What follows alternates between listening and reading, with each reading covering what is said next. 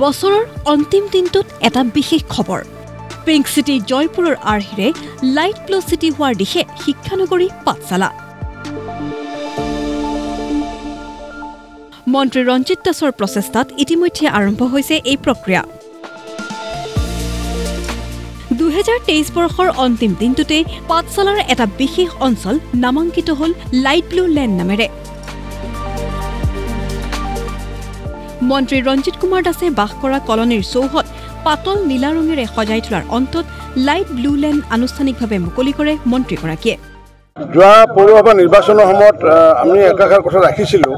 যে টাউনসমূহ বিশেষকৈ মানে ওৱান চিটি ওৱান কালাৰ কৰিলে ভাল হয়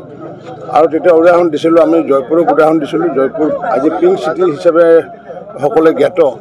আৰু সেইটোৰ আধাৰতে মই পৌৰসভা নিৰ্বাচনত পাঠশালা আৰু ত্ৰিহুত এই কথাষাৰ নিৰ্বাচনৰ সময়ত কৈছিলোঁ যে আমি এটা নিৰ্দিষ্ট ৰঙেৰে আমি টাউনখন সজাব লাগে আৰু সেইটোৰ আধাৰত পাঠশালা পৌৰসভাই এটা সিদ্ধান্ত লৈছিলে যে মোৰ কথাখিনি তেওঁলোকে ৰাখি জনসাধাৰণৰ লগত আলোচনা কৰিছিলে আমাৰ বজাৰ সমিতি পাঠশালা চেম্বাৰ চক কুমাৰ চকী আদি কৰি সকলোৱে আলোচনা কৰি এই পাঠশালা টাউনখন লাইট ব্লু ৰঙেৰে সজোৱাৰ কাৰণে বা শ্যামবৰণ ৰঙেৰে সজোৱাৰ কাৰণে এটা সিদ্ধান্ত লৈছিলে আৰু সেইটোৰ আমি ইমপ্লিমেণ্ট ইতিমধ্যে আমাৰ অসম সাহিত্যকে কৰিছে ভট্টদেৱ বিশ্ববিদ্যালয় কৰিছে আমাৰ হাই ছেকেণ্ডেৰী কৰিছে মই য'ত নিজে ঘৰ বনাইছোঁ বীৰবিৰাত তাতো ইতিমধ্যে কৰিছোঁ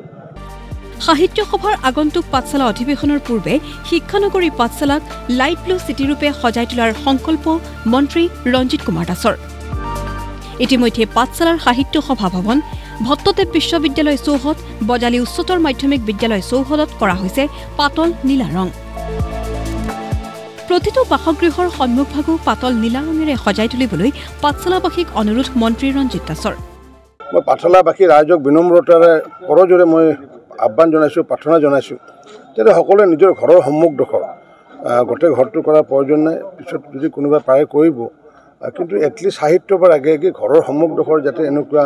লাইট ব্লু কালাৰে যদি হেৰি কৰে আৰু এইটো কালাৰটো দেখিলে মনটো ভাল লাগে কাৰণ কি মই ভট্টদেৱৰ আগেৰে সাহিত্যৰ আগেৰে গ'লে মনটো এটা ভালো লাগে মন্ত্ৰীগৰাকীৰ এই বিশেষ প্ৰচেষ্টাই নতুন বছৰটোত শিক্ষানগৰী পাঠশালাক ৰাজ্যবাসীৰ সন্মুখত এক নতুন ৰূপত তুলি ধৰিব বুলি আশাবাদী সকলো বজালীৰ পৰা মৃন্ময় পাঠকৰ ৰিপৰ্ট প্ৰতিদিন টাইম